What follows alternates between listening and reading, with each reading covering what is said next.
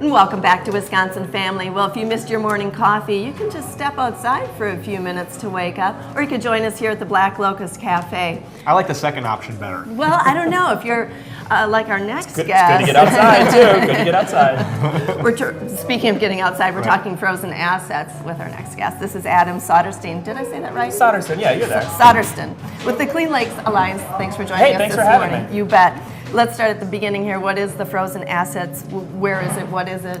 So Frozen Assets is a really big family-friendly festival. It's a free festival, 3 days, February 3rd, 4th, and 5th, on Lake Mendota at the Edgewater. And we have all sorts of great things for families to do. There's sleigh rides. There's going to be a Kites Over Mendota display that's going to be really exciting. There's free hot chocolate, free ice skating. There's some indoor activities for kids. Just a great way to bring families down to the ice and sort of bring the lakes into the equation here in the winter. What a great community feeling event for Madison. Yeah, it is. You know, a lot of people tell us, hey, we get out on the lakes in the summer. We boat, we ski, right. we go to the beaches, maybe we fish from up here, but you would be surprised how many people here in Madison have never been on a frozen lake. They've lived here their whole lives. They've just never set foot. They see, here you go. There's a lot of people like that. And so this is a great way to sort of say, the lakes are a year-round entity for Madison. They're something we can use really in the winter when they freeze over. They become our biggest park. They're huge spaces that we can use. Yeah. And this is a way to sort of draw attention to them and let people realize that when they're frozen, we still need to think about them and sort of protect them. Absolutely, and that's so important to make sure that we're protecting those assets, as you say.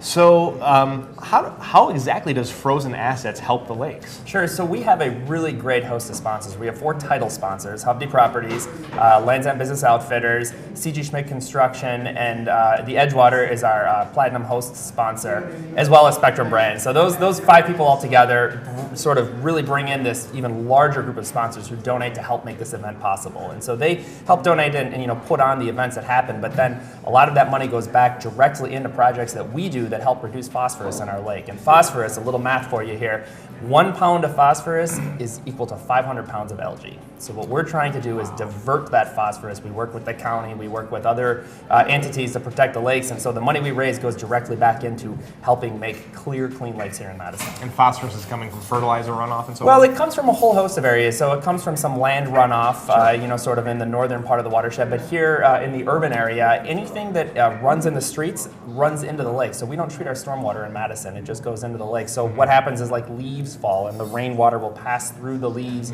and take that phosphorus in. So, we're working with plans to keep the leaves out of the street. So anything that we can do to sort of draw attention to how we sort of change what we do a little bit can really help the lakes. Yeah. Wow, so this event is not only raising money for those endeavors, but creating awareness as well. Yeah. It creates endeavors, but it's really just a great family fun event.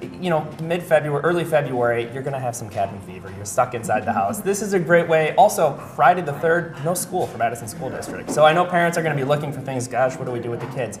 Bring them down to the Edgewater. There's going to be just a whole host of activities they can do that'll really keep them excited. What are some of the new ones? So a couple of really fun new events. We're actually going to have a lit a fat bike ride Friday night under the stars on Lake Mendota. We're going to head towards Picnic Point and back, so that'll be really exciting.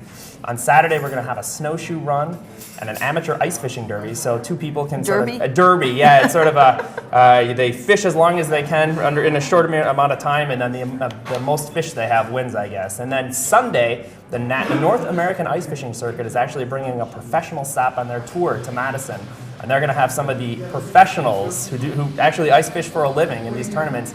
They're going to have a tournament right there on Lake Mendota at the Edgewater, and so that'll bring a lot of excitement to the area. See how it's really done. Exactly. These are the LeBron Jameses of ice fishing, if you will. These are the heavy hitters. These are the real ice anglers. Yeah, absolutely. Now, this all sounds well and good, provided that the lakes are actually frozen. Do you think there's any chance that they're not going to be frozen? So if history has told us anything, the lakes always freeze. In the 165 years we've been keeping track here in the state of Wisconsin, Lake Mendota has never not frozen. So that's the good news.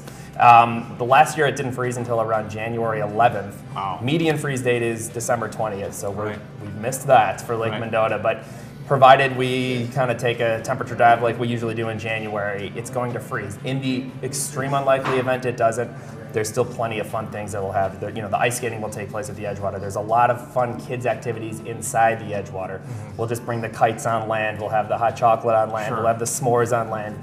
We can still adjust. People will still have a good time, but if I was a gambling man, I would say we really think they're going to freeze. Okay, okay. All right, so this is a 3-day event, Lake Mendota, the Edgewater. What else is kind of going on in the periphery? Sure. So at nighttime, a lot of our sponsors will attend a big nighttime fundraiser, and this has become real popular. This is the 6th year we had this fundraiser event at night at the Edgewater. Tickets are sold out already. It's Wow. really sold fast this year. Yeah, we're going to have nearly 800 people at this fundraising event. A great way to sort of engage some of the community leaders and business leaders.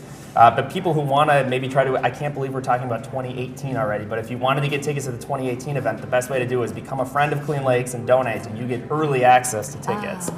So that's just, again, a way to support the lakes and a way to get to that fundraiser. But we think this is going to be a family event all weekend that anybody in Madison or the surrounding area will really want to attend. So even though we're just about out of time, if people want to attend, they can still attend all these other things. Oh yes, all day. All right, and how do they find out where to go? CleanLakesAlliance.org/frozen-assets, the best way to find all that information. All righty, thank you. This is Adam Sodersten with the Clean Lakes Alliance, and we're Wisconsin family. We'll be right back after this.